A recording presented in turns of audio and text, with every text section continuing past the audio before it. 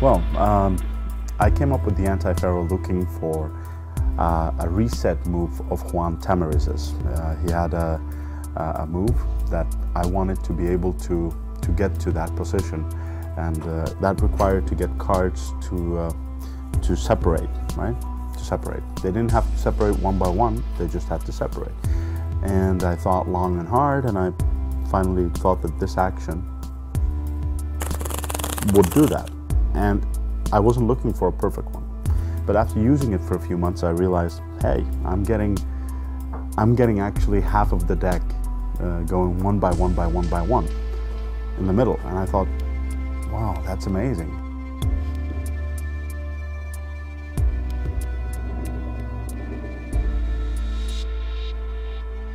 It's difficult, but I do have some pointers that will make it a little bit easier and speed up the learning process by a few years. So again, if you look here and I separate, there's just one mistake at that end, and we have all the cards separated.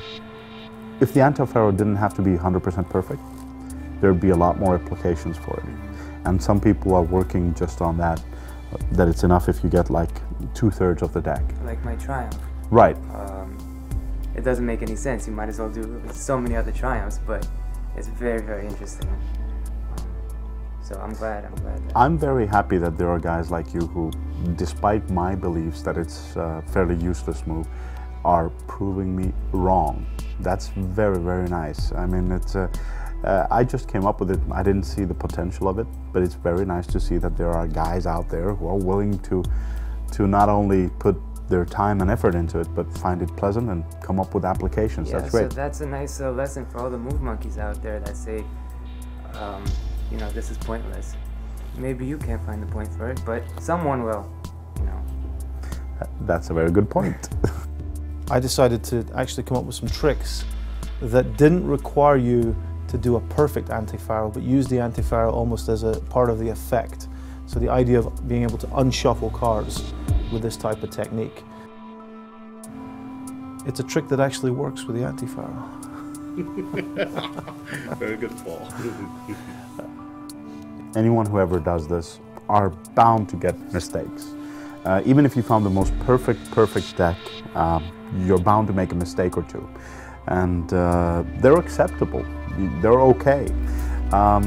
If you know how you're going to correct them. For instance, compared to the Faro shuffle, if you make a mistake, you're going to have to take the cards back out and shuffle again. But in the Anti-Faro, you can actually have the mistakes and then do the corrections. At the same time doing this and the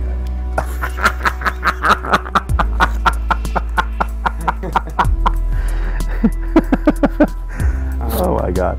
So yeah, so one thing that I would want to, from just learning from doing it, is that I never knew how to fix the mistakes, right, until I met you.